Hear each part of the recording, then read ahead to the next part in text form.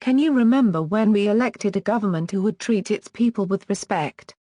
Who controlled non-profit services, like water, sewerage, electricity, health, and had a police force to combat crime, help the citizens and protect the honest?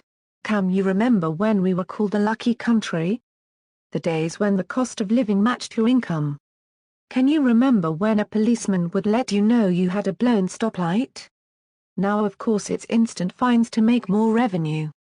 Can you remember when a policeman would turn up promptly to a call for help?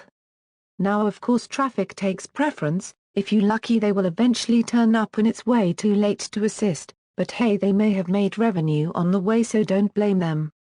Can you remember when a person was innocent until proven guilty?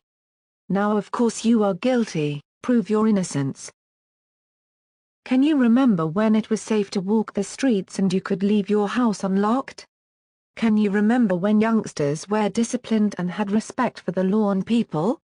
Now of course they do as they please, have no respect. Of course any discipline will ruin their brain. I guess most of us adults must have ruined brains now. Can you remember when we had so much industry, getting a job was half a day's work? Of course now most industry is offshore and taxes and expenses is fast driving the little we have left to follow suit. Can you remember when everyone you came across spoke English? Now of course there are areas where in some shopping centers and in some neighborhoods, to hear English is a huge surprise. Can you remember when migrants were selected according to a selection criteria and to fill a hole in specific jobs? Now of course for most migrants it's hop on a boat, burn your detention center down so you are freed faster. Of course you have a total disregard for the fact you are well looked after and are getting for free more than most us Australians will ever get, so you tell them how you are a refugee and persecuted in your own country, you have no papers, and no money, because you had to leave in a hurry. Oh, you are going to be such a good citizen, until of course you get what you want, then it's a ghetto community, gangs and crime are right, no chance of mixing in, you have your own culture and language, we must now conform to your wants, likes, dislikes. I noticed too you suddenly can afford cars and houses. My, you are doing well. Can you remember when we had a common suburban speed limit? Occasionally we had 40 for roadworks cars with speed sensors could set it for 60. Now of course it seems that no matter what road you take you got to change speeds from 60 to 25 to 40 to 50 to 60 to 50 to 60, and they wonder why people get frustrated and road rage is ripe. Of course it's all done for revenue with the usual excuse of its safety. Has it really cut down accidents? Can we still set up our speed sensor alarms?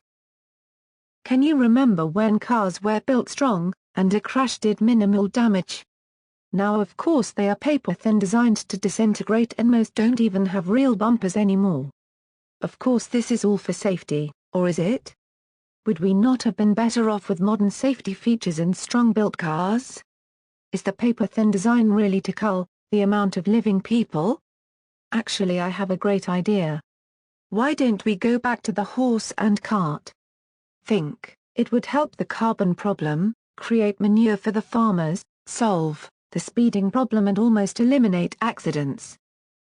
Another advantage is job creation for manure collectors and horse feed sales. Disadvantages I see are loss of revenue on licensing, speeding, vehicle faults like stop lamps, lack of car sales, then again they could become carriage makers. Can you remember when you could choose what to eat? Now you are told what you should and should not eat because you will become fat. Of course no one mentions that modern dwellings has no yard for kids to run and play in, or most kids no longer do sport, they do PC games. In conclusion, do you remember when governments were honest and for the electorate? Now of course the electorate is for the government and is continually lied to. Can you remember when super was a good investment for retirement? Now of course you're lucky to get anything unless you're in government. Can you remember when police obeyed the law? Now of course they have so much power they are God. How many police cars have you seen speeding when not on a job? How many have you seen put sirens on so they can pass through a red light? How many have you had tailgate you?